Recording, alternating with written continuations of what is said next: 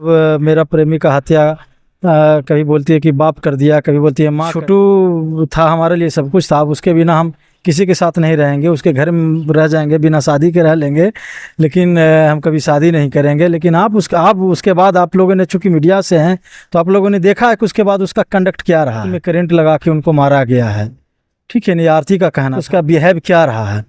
तो इसमें कोई दो राय नहीं है कि वो लड़की झूठ बोल रही है। देखिए, 2 वर्ष पहले आपने छोटू आरती का केस की पूरी डिटेल आपको मिल रही थी, लेकिन बीच में सन्नाटा पसरा हुआ था, और सन्नाटा पसरने के बाद अब 2 साल बीत चुके हैं। 2 साल के बाद व्यवहारिक न्यायालय जो है अररिया का, वो लगभग 8 लोगों पे उम्र कैद की सजा दे दी है। आज हमारे साथ इसी विषय पे चर्चा करने के लिए मौजूद है एडवोकेट बबलू कुमार।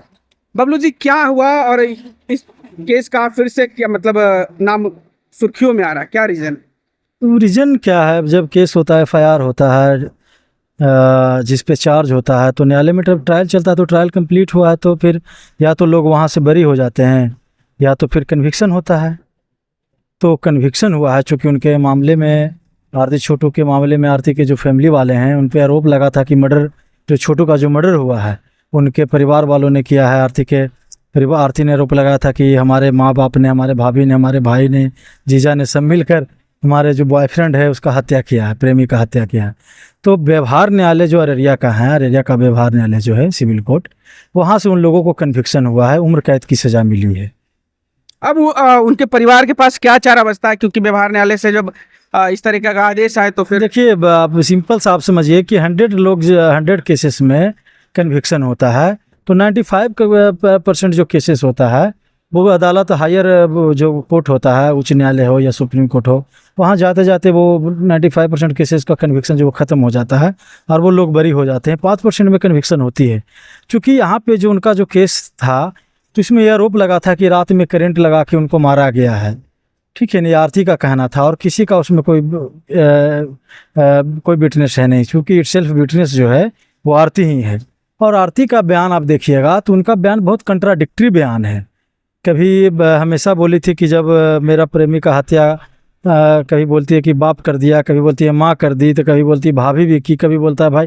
तो एक लोगों का जो रात में जब हत्या हुआ, किसी ने देखा नहीं सिर्फ उसके सिवा ये हत्या हुई है। तो करंट लग कर, तो करंट हो सकता है कि अब खुद से भी लगा लिया होगा इंसान, भागने के दौरान भी करंट लग सकता है, या और कोई भी उसका दुश्मन हो सकता है, लग सकता है। चूँकि फेयर इन्वेस्टिगेशन पुलिस के द्वारा नहीं हुआ था, बाद में मैटर हाईलाइट हुआ था। तो अब सवाल यहाँ पे सिंपल सा समझिए कि आरती का जो बयान रहा है वो हमेशा कंट्राडिक्टरी रहा है। कि कभी कहती है कि हम, छोटू था हमारे लिए सब कुछ था, अब उसके बिना हम किसी के साथ नहीं रहेंगे, उसके घर में रह जाएंगे, बिना शादी के रह लेंगे, लेकिन हम कभी शादी नहीं करेंगे। लेकिन आप उसके बाद आप लोगों ने, चूँकि मीडिया से हैं, तो आप लोगों ने देखा है कि उसके बाद उसका कंडक्ट क्या रहा है, उसका बिहेव क्या रहा है। तो इसमें कोई दो राय नहीं है कि वो लड़की झूठ बोल रही है, और उसी के बयान पे कोर्ट में कन्विक्शन हुआ है। तो उनके जो फैमिली के पास है कि बहुत सारे ऑप्शंस है। पहला है तो कि अपील में, यहाँ पे अपील में आएगा हाई कोर्ट में, और मुझे उम्मीद है कि जिस बेसिस पर कन्विक्शन हुआ है कि माननीय न्यायालय द्वारा यहाँ पे जब हम लोग चैलेंज करेंगे, तो यहाँ पे उम्मीद है कि उनको राहत मिलेगी। और ऐसा नहीं है कि आप पूरे परिवार को आप बोल दीजिएगा कि नहीं फलना फलना शामिल था। तब तो जब किसी का मर्डर होता पूरे गांव को बोल दिया जाएगा कि पूरे गांव में शामिल था, तो पूरे गांव को कन्विक्शन नहीं ना हो जाएगा। क्या लगता है कि सिविल कोर्ट इस चीज पे मतलब गौर नहीं की होगी कि जो पुख्ता सबूत होंगे इसी के आधार पे? देखिए सिविल कोर्ट का और सिविल जज जो है वहाँ के जो भी हैं, उनकी कन्विक्शन पर तो हम कुछ बोलेंगे नहीं, चूँकि वो न्यायालय के द्वारा, और ये कंटेम्प्ट माना जाएगा, न्यायालय का अवहेलना माना जाएगा। लेकिन हम लोग के पास जब आएगा तो हम लोग कहीं ना कहीं उसमें चूक हुई है। हाँ, कहीं ना कहीं चूक हुई होगी, और हम लोग उसको चैलेंज करेंगे तो यहाँ से राहत मिलेगी।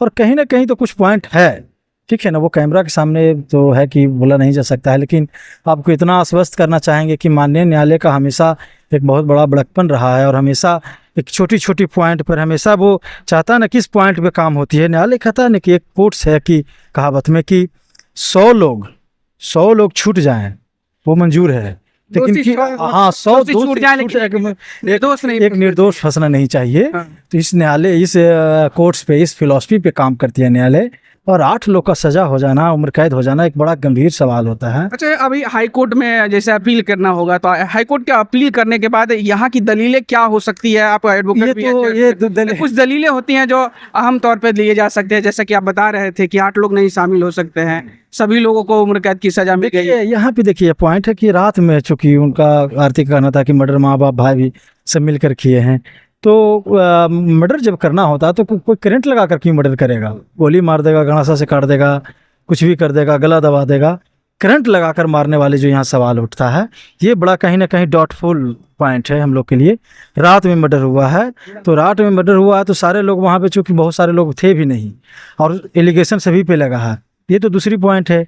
तीसरी बात है कि रात में है तो भाई किसने देखा कि फलना फलना था?